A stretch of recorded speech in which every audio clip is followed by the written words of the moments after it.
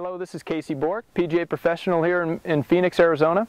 At this point, I'd like to talk to you about our distance control with our pitch shots. As I mentioned, distance is the more difficult variable. Directional control is generally easier to come by. Generally, we can hit these shots on line. Controlling the depth or the distance is generally more difficult. As we talked about before, we want to employ only one source of power, and we want to correlate the length of the swing to the length of the shot. Okay?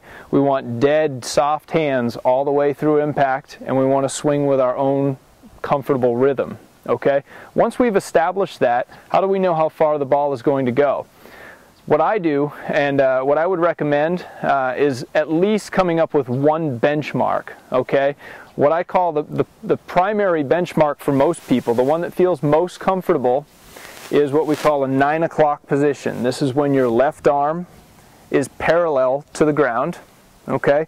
So we're going to take the club back so my left arm is parallel to the ground, dead hands, and swing through with my own rhythm, and we're going to see how far that ball goes. Okay? So here's my 9 o'clock motion. Okay? For me, that generally goes about 55 yards with this lob wedge I have in my hand. Doesn't matter. We got to just find out where it goes for you. Now that's one benchmark, my 9 o'clock. What I'll generally do is have three benchmarks. I'll do a 7:30, which is here, and then I'll do a 10:30, which is here. Okay, so I've got a 7:30 swing, and then here's my 10:30 swing.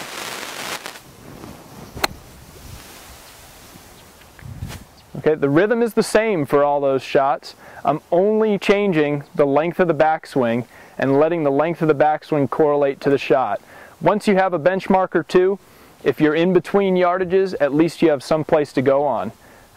If there's anything else you need help with the game of golf, feel free to visit www.caseybourque.com.